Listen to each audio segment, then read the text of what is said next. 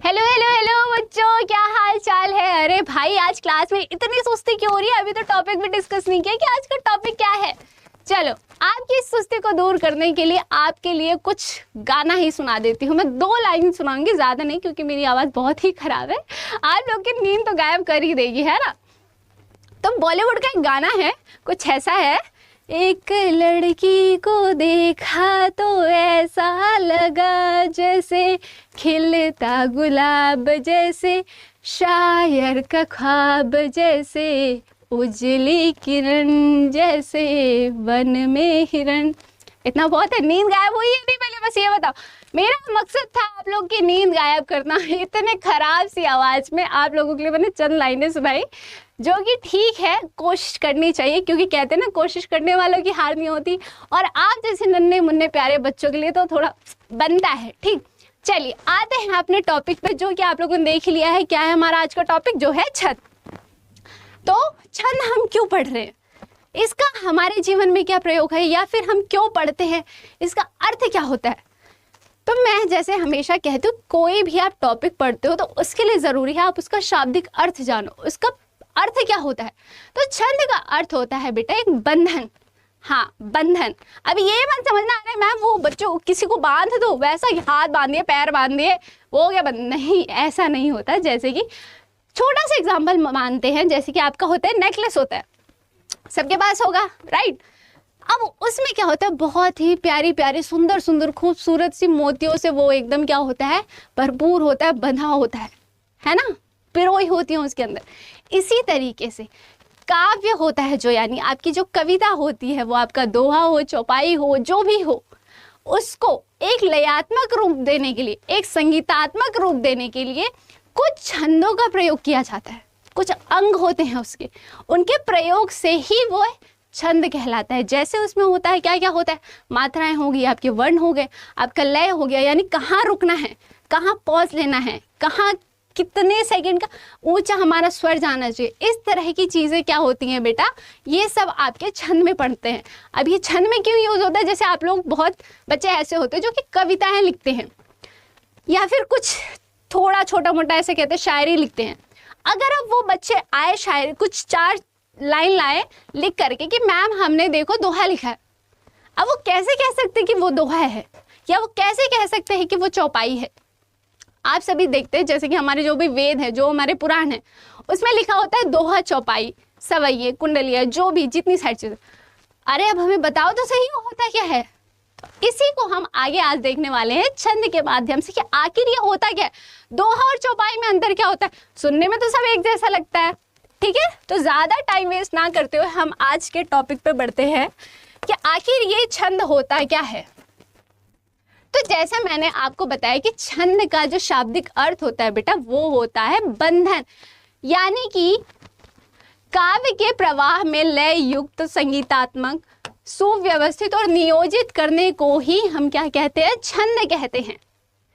अब इसमें मैम क्या सुयोजित किया जाता है, किसका प्रयोग किया जाता है? इसके अंदर आता है बेटा हमारा मात्रा हो गया, लय हो गया, तुक हो गया, या फिर हमारे जो ये होते हैं विराम हो गया, वर्ण हो गया। ये सभी चीजें क्या होती हैं, इन सब के प्रयोग से ही हमारा छंद बनता है, ठीक है। आई होप याद क्लियर होगा। अब जो हमारा छंद है, उसका प्रयोग सबसे पहले माना जाता है कि वो ऋग्वेद में मिलता है। हमें ऋग्वेद में हमें सर्वप्रथम उल्लेख इसका मिलता है। ये आपके पेपर में आ सकता है, तो ये थोड़ा याद रखना है। आगे क्या होता है, इनके जनक कौन है, ये भी पेपर में एक प्रश्न बन सकता है कि छंद के जनक कौन है। पिंगल, पिंगल जी को छंद के जनक माना जाता है, या उनका आचार्य माना जाता है, ठीक है। ओके, अब हमने देख लिया छंद क्या होता है, उसकी हमने परिभाषा देख ली। अब हम पहुंचते हैं अंग पर, कि छंद किन किन चीजों से मिलकर बना है, किन किन तत्वों से मिलकर के बना है। जैसे हमारा पूरा शरीर है, कुछ अंगों से मिलकर बना है, हाथ पैर, जो भी मुंह, इन सब चीजों से हम सब कुछ बन करके, हमारा हड्डी, ये सब कुछ मिला करके एक शरीर बना है। इसी तरीके से बेटा छंद जो है हमारा कुछ तत्वों से मिलकर के बना है, जिसमें आते हमारे मात्रा, वर्ण, क्योंकि आप कोई भी चीज लिखते हो, कोई भी पंक्ति, फिर वो दोहा हो, उसके लिए सबसे जरूरी होता है आपका वर्ण लिखना। आप वर्ण का ही प्रयोग नहीं करोगे तो वो कैसे बनेगा? क्लियर है? तो सबसे पहले जो आपका आता है आपका अंग, छंद का सर्वप्रथम छंद का जो अंग होता है वो होता है मात्रा या फिर वर्ण। उसके आगे हम आते हैं चरण पे। चरण क्या होता है? ये चीजें हम धीरे धीरे पढ़ेंगे, अभी हम देखते हैं कि अंग क्या क्या है। आप ये थोड़ा माइंड में फिट कर लो कि हमारे जो अंग में आता है वो मात्रा, वर्ण है, चरण है, पद जिसको हम पद भी कहते हैं, यदि है, गति है, तुक है और गणना है। यहाँ तक क्लियर है? ये कुछ हमारे अंग है, 6 अंग है जिनसे मिलकर के हमारा छंद बनता है। आई होप यहाँ तक क्लियर होगा। अब छंद के लिए बेटा इनका हर एक अंग का होना बहुत ज्यादा जरूरी है। आगे देखिए क्या है, शुरू करते हैं हम कहाँ से? मात्राओं या वर्ण से। अब मात्रा क्या होती है या वर्ण क्या होता है? वर्ण सबको ही पता होगा। चलो आ जाओ अपनी, सबसे पहले तो चलो वापस आओ अपने फर्स्ट क्लास में, नर्सरी क्लास में जहां आपने पढ़ा था वर्णमाला, वहां से हम शुरू करते हैं। अभी आप 9th 10th 11th के बच्चे नहीं हो, आप अभी हो फर्स्ट क्लास के वो गोलू मोलू छोटू से बच्चे, ठीक है? वर्ण के उच्चारण में जो समय लगता है वो क्या होता है बेटा? उसे मात्रा कहते हैं। वर्ण क्या होता है? तो आपके जो भी होते हैं क, ख, ये सारी चीजें जो भी होता है, क्या होता है? ये वर्ण ही होता है, ये भी है ना? ऐसे तो इसको व्यंजन कहेंगे। देखो अब आपको एक चीज जो सबसे इंपॉर्टेंट है, जो शायद आप में से बहुत बच्चों को नहीं आती होगी, बहुत छोटी सी वर्णमाला में आपका स्वर आता है। क्या होता है? अ, आ, ई, उ, ए, आई, ओ, औ, अंग, आहा। ये क्या होते हैं? हमारे स्वर। अब अगर मैं बोलूं बिना स्वर के ये जो हमारा व्यंजन होता है, क्या आप इसका उच्चारण कर सकते हैं? आपको स्वर का प्रयोग नहीं करना है, करके देखिए। आपके दिमाग में ध्वनि आ रही होगी पर आपको ये नहीं पता है, आपको ये नहीं पता है कि उसका उच्चारण कैसे करें। मैम ने बोल दिया कि आप स्वर का प्रयोग ही नहीं करता, पर अगर आप इसको देखो तो इसमें क्या आ रहा है? क और अ।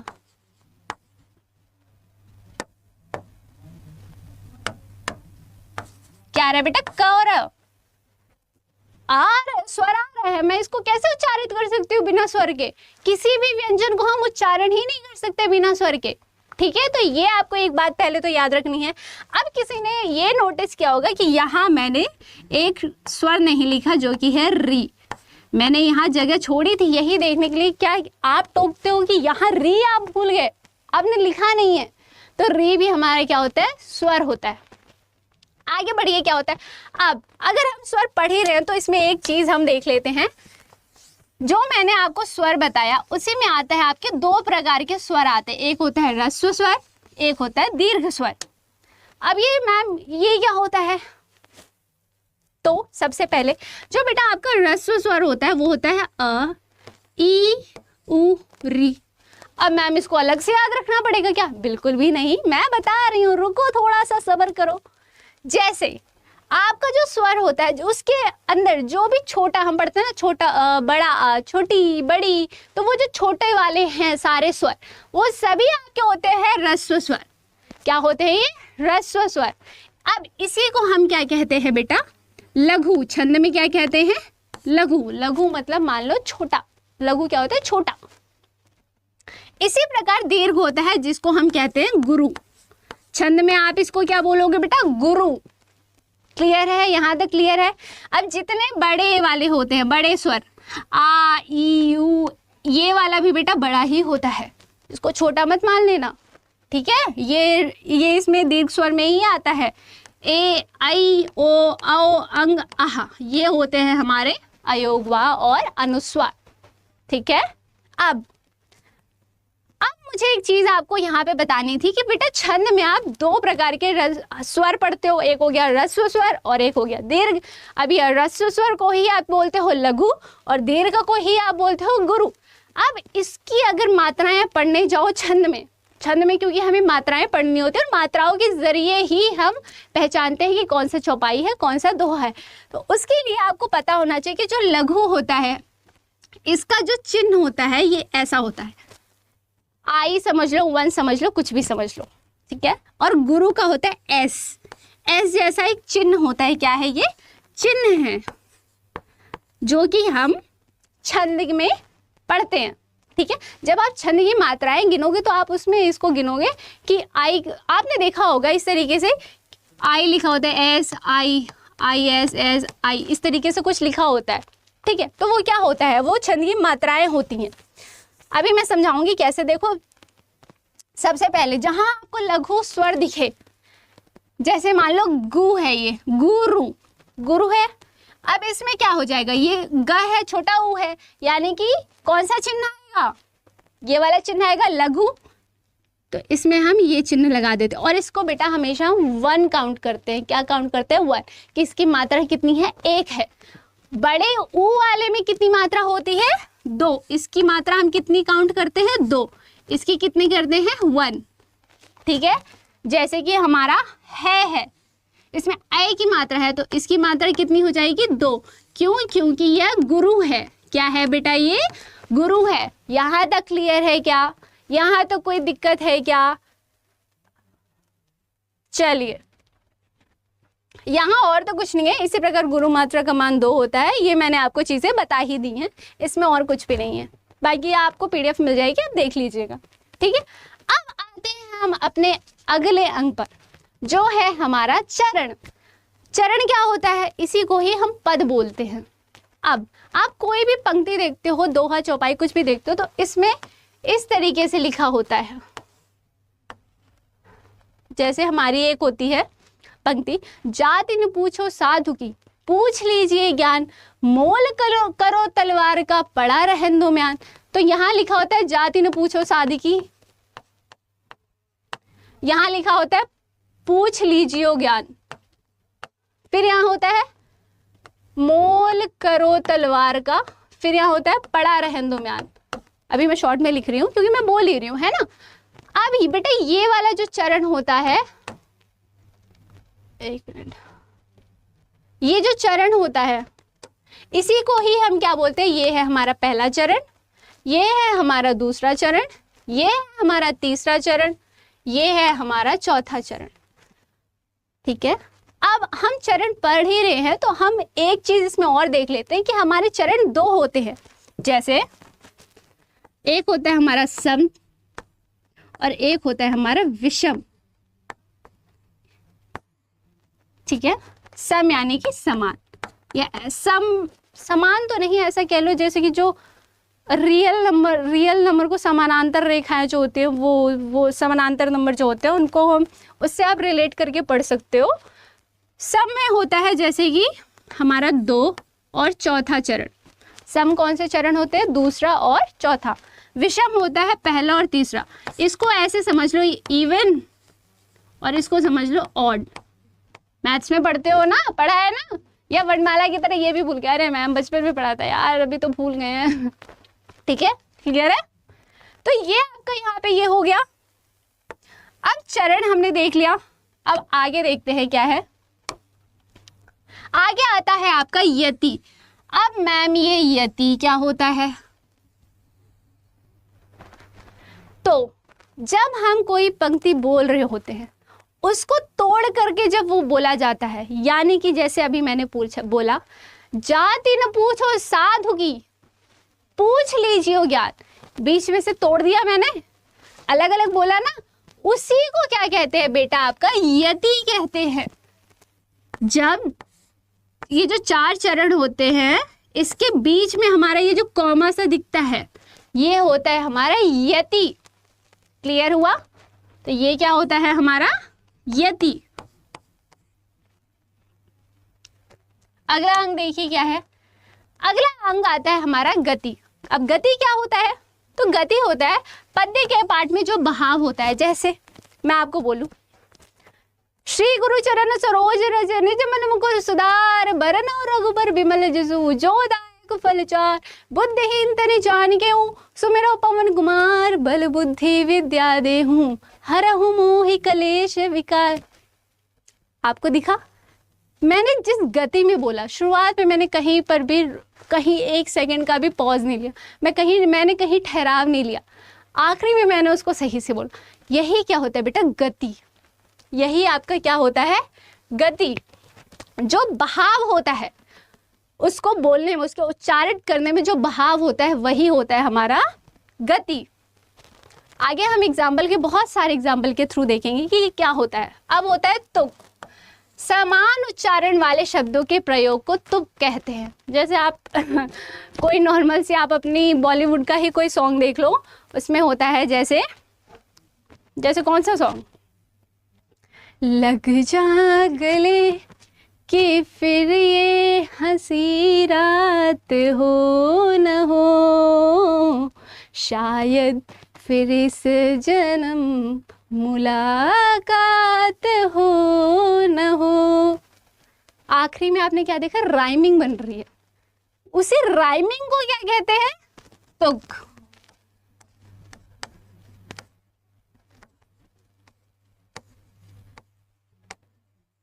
तो बेटा आपकी जो राइमिंग है यही क्या है, तुक। जब चरण के आखिरी में या बीच के पहले, दूसरे, तीसरे, चौथे किसी भी चरण में आपके में तुक बनता है तो वो होता है जो राइम बनती है, राइमिंग आती है, उसी को हम क्या कहते हैं, तुक कहते हैं। जैसे मैंने आपको अभी एग्जांपल दिया आप एक बॉलीवुड के सॉन्ग से, ठीक है। आगे देखते हैं गणना। मात्राओं और वर्णों की संख्या और क्रम की सुविधा के लिए 3 वर्णों के समूह को एक गण मान लिया जाता है। इसमें कुछ आते हैं आपके या गढ़ मगड़, ये मैंने ज़्यादा नहीं रखा है क्योंकि आपके एग्जाम में यहाँ से तो क्वेश्चन नहीं बनते हैं। जो क्वेश्चन बनते हैं वो आपके दोहा चौपाई या फिर यहाँ इसके अंग से बनते हैं, ठीक है। तो इसको अभी हम ज़्यादा नहीं, क्योंकि हम वो नहीं पढ़ेंगे जो आपके काम का नहीं है, वो कोई फायदा नहीं, वो टाइम वेस्ट है। तो बस इतना याद रख लेना आप कि मात्रा और वर्णों की संख्या और क्रम की सुविधा के लिए 3 वर्णों के समूह को एक गण मान लिया जाता है। एक गण का मतलब होता है बेटा समूह, एक समूह मान लिया जाता है, वही क्या होता है आपका गणना होता है, ठीक है। आई होप यहाँ तक क्लियर होगा। तो अब हम आगे बढ़ते हैं, जो कि हमारे क्लास का बहुत ही इंपॉर्टेंट टॉपिक होने वाला है, जो कि है हमारा भेद, ठीक है। अब छंद के भेद क्या होते हैं, तो छंद बेटा आपके 3 मुख्य प्रकार से होते हैं। कौन से होते हैं, वार्णिक छंद, मात्रिक छंद और मुक्तक छंद। जिसमें से आपके एग्जाम के पॉइंट ऑफ व्यू से देखें तो वो मात्रिक छंद है, बहुत इंपॉर्टेंट है। मात्रिक छंद क्या है, बहुत इंपॉर्टेंट है, ठीक है। अब शुरू करते हैं वार्णिक छंद क्या होता है। तो सबसे पहले हम वार्णिक छंद पढ़ेंगे जिसमें वर्णों की निश्चित संख्या की गणना होती है, वो क्या होता है, वार्णिक छंद। सेम मात्राओं के साथ होता है, जिसमें मात्राओं की निश्चित संख्या की, यानी कि हम जिसमें मात्रा गिनते हैं कि उसकी निश्चित संख्या क्या होता है, वो होते हैं हमारे मात्रिक छंद।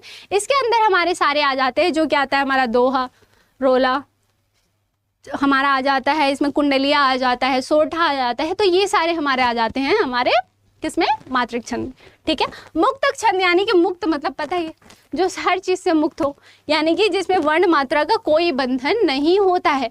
इसमें हमारे बेटा कुछ नियम होते हैं कि आपका अगर दोहा है तो उसके पहले चरण में 13 ही मात्रा होनी चाहिए, दूसरे में 11 ही होनी चाहिए। आप अगर 14 कर दो, 13 की जगह 14 कर दोगे तो उसको आप दोहा नहीं कह सकते, ठीक है। जैसे कि आप अगर कोई पंक्ति लिखते हो, कुछ बच्चे शायरी वायरी लिखते रहते हैं, बहुत क्रिएटिव होते हैं आजकल तो बच्चे। तो जो उसमें वो लिख रहे होते हैं, अगर वो लेकर के आए 4 लाइन, बोले मैम मैंने दोहा लिखा है, तो क्या वो दोहा है? उसमें नियमों का अगर पालन किया गया है, जो भी उसके रूल होते उनको फॉलो किया है, तो वो दोहा है। पर वैसे अगर नहीं किया है तो नहीं है। जैसे कि क्या क्या होना चाहिए दोहे में, देखिए। तो सबसे पहले ये जानना जरूरी है कि दोहा जो होता है हमारा अर्ध सममात्रिक होता है। अर्ध सममात्रिक का क्या अर्थ होता है सबसे पहले तो सममात्रिक का होता है, एक होता है हमारा सममात्रिक, एक होता है हमारा विषम, एक होता है हमारा अर्ध। सममात्रिक, सममात्रिक पढ़ के ही समझ आ रहा है कि सममात्रिक का अर्थ क्या हुआ, क्या हो रहा है ये, एक मिनट। सममात्रिक पढ़ के बेटा क्या समझ आया, जिसकी मात्राएं समान हो वो क्या होता है सममात्रिक, जिसकी विषम मात्रिक यानी कि जिसकी मात्राएं समान नहीं होती वो होता है हमारा विषम मात्रिक।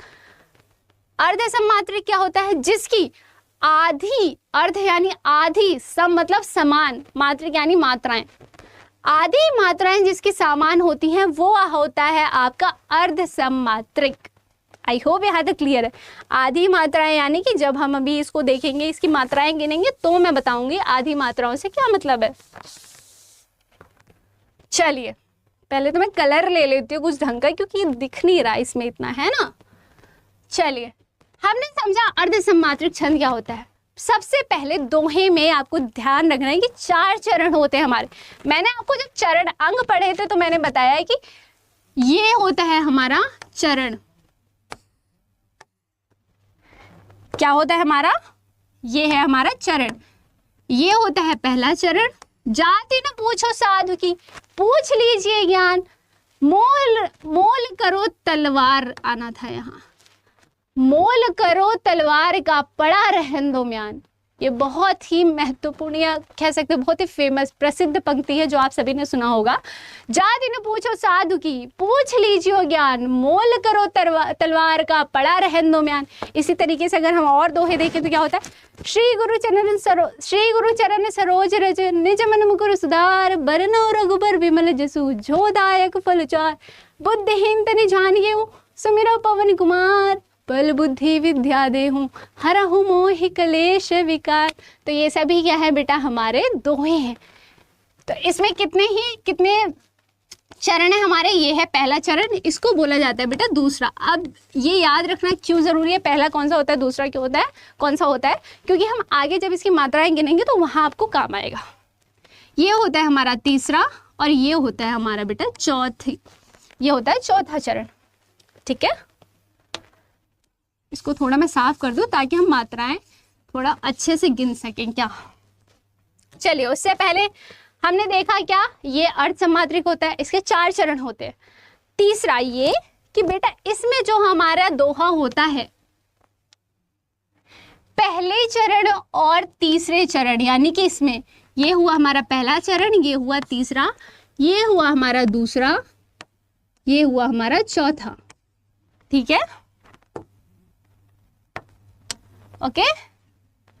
अब जाति न पूछो साधु की, इसमें अगर हम मात्रा गिने, जाति में मैंने क्या बोला था, जो हमारा लघु होता है उसका साइन क्या होता है, आई जैसा, दीर्घ होता है उसका साइन होता है एस जैसा। तो हम ये साइन का, ये चिन्हों का इस्तेमाल करेंगे और फिर हम गिनने की कोशिश करेंगे। जाति में देखो क्या है, ज यानी कि बड़ा है, तो क्या हो जाएगा इसका, ये हो गया टी छोटा, न छोटा। मेरे साथ साथ आप भी बोलते जाओ, नहीं तो फिर नहीं आएगा। ठीक है, अब देखिए ये हमने इसकी मात्राएं गिनी, क्या है, कितनी हुई, इसको हम 2 बोलते हैं और ये है हमारा 1, 2। मैं दूसरा कलर ले लेती हूँ तो थोड़ा सा ज़्यादा विजिबल होगा आप लोगों को, है ना। सॉरी, 1 सेकेंड बस। जैसे ये है, इसको हम पढ़ते हैं 2, ये है 1, 1, 2, 2, 2, 1, 2। कितने हुए, 2, 3, 4, 5, 6, 7, 8, 9, 10, 11, 12, 13। अब जो हमारा ये रूल है, अब इस पे आ जाओ। पहले नहीं पढ़ाया मैंने, इसीलिए नहीं पढ़ाया क्योंकि मैं डायरेक्ट आपको करके दिखाना चाहती थी। अब यहाँ आ जाओ, रूल हमारा नियम क्या है, पहले व तीसरे चरण में हमारी 13 मात्राएं आनी चाहिए। क्या ये रूल फॉलो हो रहा है? बिल्कुल हो रहा है। कैसे हो रहा है? जा दिन पूछो साधु की, इसमें हमने देखा जा, जा क्या है?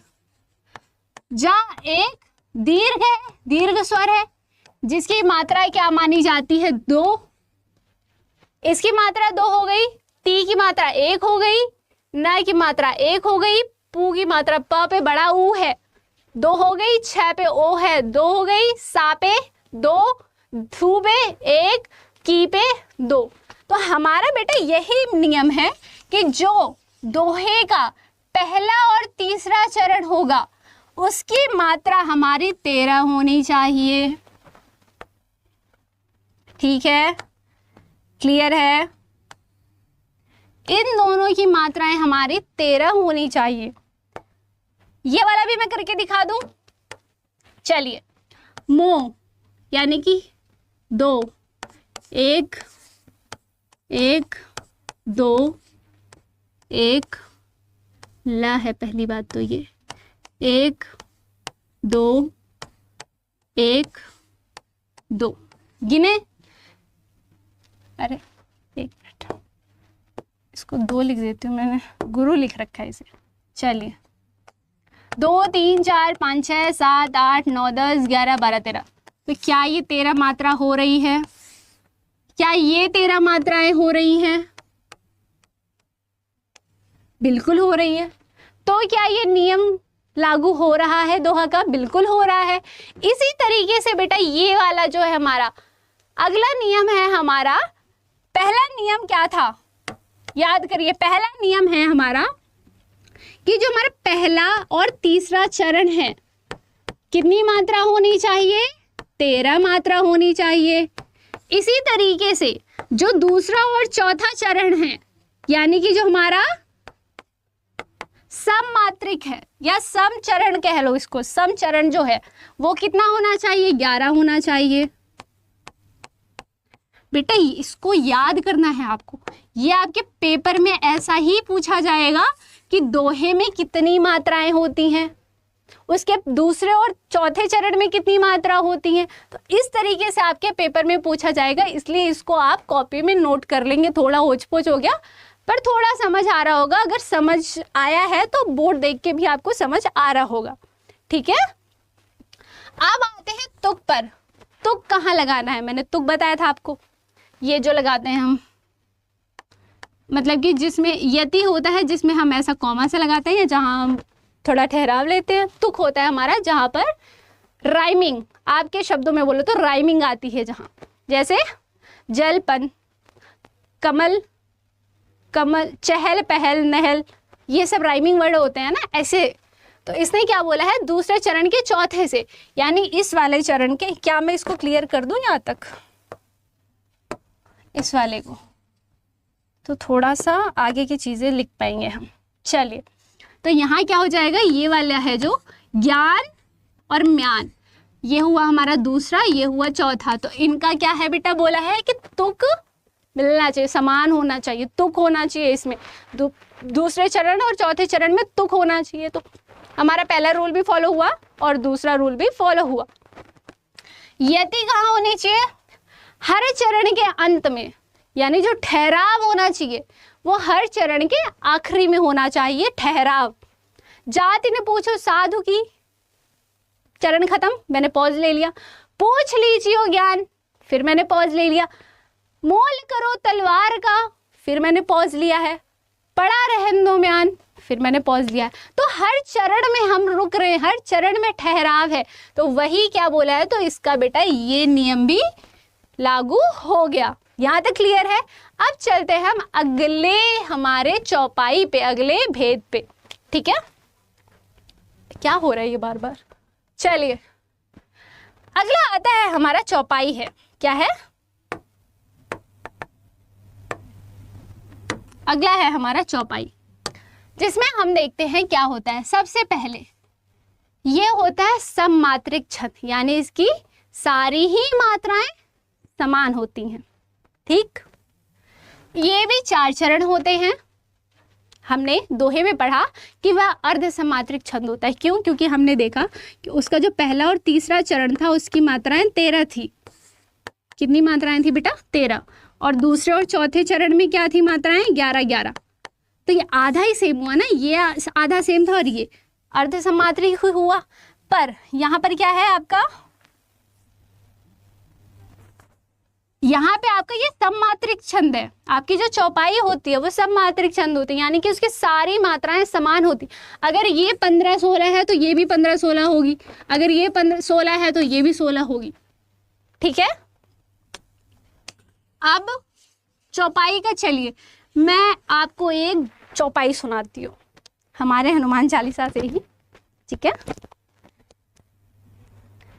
जय हनुमान ज्ञान गुण सागर, जय कपीस तो हिलो के उजागर, रामदूत तुलित बलधामा, अंजनी पुत्र पवन सुतनामा, महावीर विक्रम बजरंगी, कुमति निवार सुमति के संगी, कंचन बरन बिराज सुखवेसा, कानन कुंडल कुंचित केसा। क्या है ये है हमारी चौपाई। यहाँ है, देखते हैं इसको हम। बाकी अब जो नियम है इसको आप पहले पढ़ो मत, क्योंकि आप पढ़ोगे ना तो वो याद नहीं होगा और समझ नहीं आएगा। इसको हम सीधा प्रैक्टिकल करते हैं कि हाँ जो नियम है वो सच में लागू होते हैं या फिर बस लिखने को दे दिया है। हमने दोहा देखा, वो सारे नियम उसमें लागू हो रहे हैं। अब हम इसमें देखेंगे, इसमें हम चेक करेंगे कि अरे भैया दिए तो हो लेकिन सही में लागू होता है कि नहीं। ठीक है, पता नहीं ये कलर दिखेगा या नहीं। चलिए पहला चरण देखिए, ये है हमारा पहला चरण जो कि यहाँ तक है ये वाला, ये है हमारा तीसरा, ये है चौथा। मैं पहले चरणों में विभाजित कर देती हूँ इसको, क्या होगा आपको थोड़ा सा आसान हो जाएगा। ये है पहला, तीसरा, ये है हमारा दूसरा और ये है हमारा चौथा। ठीक है, पहला चरण, दूसरा, पहला चरण क्या है? जय हनुमान ज्ञान गुण सागर। दूसरा है जय कपीस तिहु लोक उजागर। तीसरा है रामदूत तुलित बलधामा। चौथा है अंजनी पुत्र पवन सुत नामा। अभी मैंने जैसे कि आपको सुनाया। अब देखते हैं कि ये क्या है। पहला नियम इसमें ये है कि बेटा इसकी जो मात्राएं हैं, उसने बोला सममात्रिक है, यानी कि सारी मात्राएं इसके समान है। अगर पहले चरण में 20 है तो दूसरे में भी 20 होगी, तीसरे में 20 होगी, चौथे में भी 20 होगी। अब इसी को हम क्या करेंगे, हम तो इसको चेक करेंगे। हम बिना चेक करे कैसे मान ले कि अरे भैया ये चौपाई ही है, कैसे माने हम? क्या पता दोहा निकले। इसके लिए हमें क्या करना पड़ेगा, जांच करनी पड़ेगी। चले देखते हैं क्या है। जय हनुमान ज्ञान गुण सागर। पहला, मात्राएं गिनना शुरू कर दो। सभी अपनी अपनी कॉपी में भी कर सकते हो या मेरे साथ भी बोल सकते हो, क्योंकि जब तक कहते ना अभ्यास करोगे नहीं होगा नहीं। चलिए, ये हमारा क्या है, लघु, यानी कि एक लघु लघु लघु लघु, नहीं ये दीर्घ है। मैं ये गोला करना बंद कर दूं क्या? इससे थोड़ा ज्यादा दिक्कत हो रहा है लग रहा है। चलिए, एक एक एक एक दो एक दो एक एक एक दो एक एक।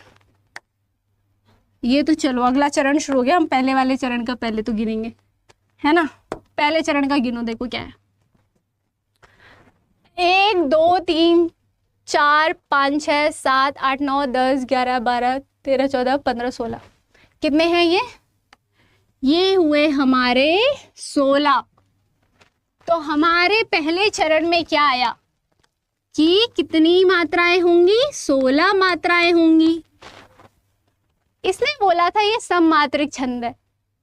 हमने गिना कि हमारे पहले चरण में 16 है। अब हम देखेंगे कि दूसरे चरण में भी 16 है या नहीं। पता चला ये अर्ध सममात्रिक निकला, तो इसकी चलो जांच करते हैं क्या है आगे। इसको हम ले लेते हैं थोड़ा दूसरे कलर से। अरे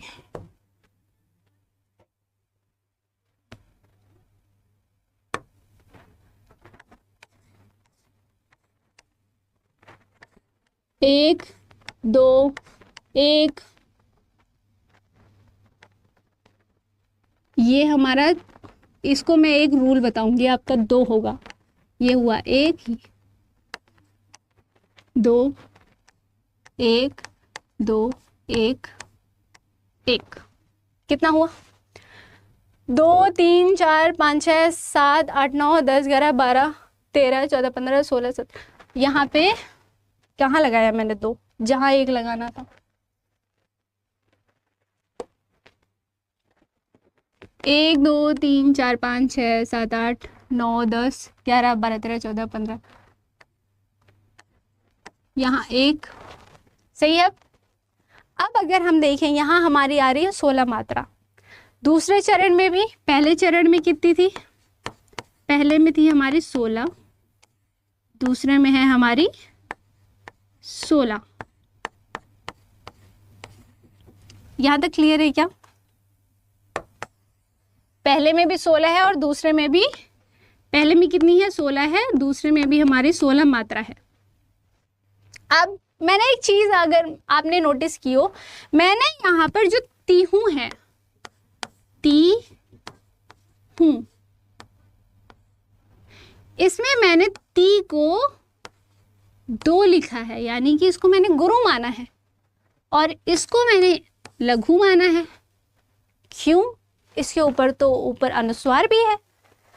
मैम इसका मतलब क्या होता है? आया दिमाग में कि ये बिंदी है, इसका मतलब क्या है? अभी ये इसको आपने गुरु क्यों माना? इसमें तो छोटी ही की मात्रा है, ये तो लघु हुआ, एक ही मानना चाहिए।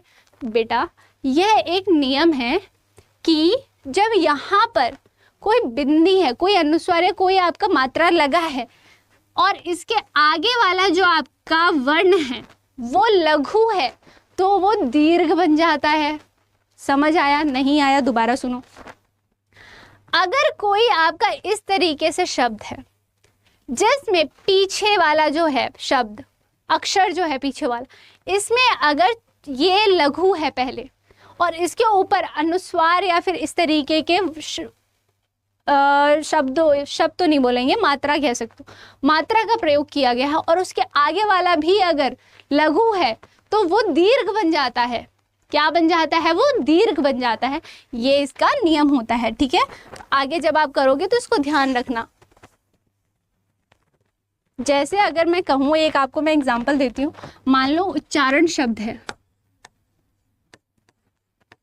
ये आपका एक शब्द, इसकी अगर मात्रा गिनोगे, ऊ है ये आधा च है और फिर बड़ा चा है।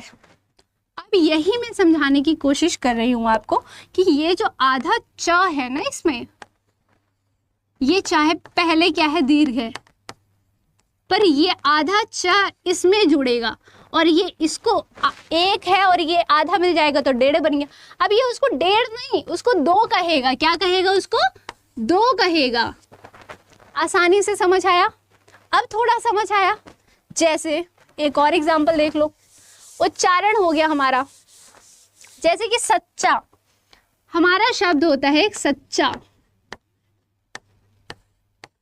क्या है? ये शब्द है सब सच्चा। अब क्या होता है? यहाँ पर आधा च दिख रहा है आपको। अब इसको हम गिनेंगे कैसे? मैं बताती हूँ। आधा च आपको यहाँ पर दिख रहा है, ये स है, ये क्या है आपका? लघु। ये क्या है? लघु। ये हो गया आपका दीर्घ। अब इसका आधा च इसमें जाकर जाएगा। ये पहले 1 था, ये कितना था? पहले 1 था, ये आधा था, इसमें आ गया तो 1.5 मान लो इसे। 1.5 हो गया, 1.5 हो गया। अब 1.5 थोड़ी कौन सी मात्रा, 1.5 कौन सी मात्रा होती है? इसको मान लो अब आप 1.5 था, ये कितना था? 1.5। इसको 1.5 से मान लो आप 2। इसको क्या, तो अब हमारी ये मात्रा कितनी, हम इसको गिनेंगे 2। इससे इजी आप क्या ही लोगे, है ना? चलिए, आई होप यहाँ तक क्लियर होगा। इसी तरीके से हमने क्या देखा कि हमारा जो पहला चरण है उसमें हमारी आती है चौपाई के 16 मात्राएं। हमने दूसरा चरण में देखा, उसमें भी हमारी 16 मात्राएं आ रही हैं। इसी तरीके से हमारे तीसरे और चौथे चरण में भी 16 ही मात्रा आती है। आप ये करके देखना, कुछ ट्राई भी करना है, क्योंकि आप जब तक खुद से नहीं करोगे आपको नहीं समझ आएगा। क्लियर है? आगे देखिए क्या है हमारा ये वाला जो नियम है, ये तो हमने देख लिया कि हाँ सही है, ठीक है, ठीक है। आगे क्या है? तुक कहाँ कहाँ लगेगा? पहले चरण के दूसरे से, तीसरे चरण का चौथे से, पहले चरण का दूसरे से, मैं पूरा क्लियर कर देती हूँ, नहीं तो समझ नहीं आएगा आपको। यहाँ तक तो आपने शायद नोट कर लिया होगा या अपनी कॉपी में आप खुद भी कर रहे होगे, क्योंकि बेटा जब तक आप करोगे नहीं ना तब तक वो होगा नहीं। कहते हैं ना practice makes a man perfect. ये मिट क्यों नहीं रहा है? चलो जितना भी मिटा है ठीक है। चलिए आगे देखिए क्या है। अब हमारा अगला नियम क्या कह रहा है बेटा कि हर चरण में 16 मात्रा है, ये हमने चेक किया कि सही है। अगला है कि तो पहले चरण का दूसरे से, तीसरे चरण का चौथे से, पहले का दूसरे से, तीसरे का चौथे से। आपका जैसे जो कहते हैं ना राइमिंग आनी चाहिए, है ना, जैसे सागर उजागर धामा नामा। ये रूल भी सही है इनका, तो ये भी सही हो गया। अब देखते हैं यति। ठहराव कहाँ कहाँ होता है? हर चरण के अंत में होता है, बिल्कुल। जैसे मैंने आपको सुनाया, जय हनुमान ज्ञान गुण सागर, जय कपीसते लोक उजागर, रामदूत तुलित बल धामा, अंजनी पुत्र पवन सुत नामा। पॉज लिया, थोड़ा रुकी मैं, तो ये भी हो गया इनका सही। हर चरण के अंत में होता है हमारा यति, ठीक है। तो ये आई होप यहाँ तक क्लियर है आप लोगों को। अब हमारा आता है सोरठा। हमने क्या क्या पढ़ा? दोहा पढ़ा, हमने पढ़ा चौपाई। दोहा क्या होता है? अर्ध सम्मात्रिक। चौपाई क्या होता है? सम्मात्रिक। दोहे में कितने होते हैं हमारे चरण? 4। चौपाई में कितने चरण होते हैं? 4। दोहे में कितनी मात्राएं होती हैं? पहले चरण में होती है 13, दूसरे में होती है 11, ठीक है। इसी तरीके से हमारा हम क्या देख रहे थे? चौपाई में हमारा हमने पढ़ा सम्मात्रिक होता है, तो वो 16 मात्राएं होती हैं। कोई भी चरण लो उसमें 16 होती है, ठीक है। तो अब हमें इसको करेंगे नेक्स्ट क्लास में। तब तक के लिए आपका होमवर्क यही है कि इसकी मात्राएं आपको गिननी है, ठीक है, और कमेंट में बताना है।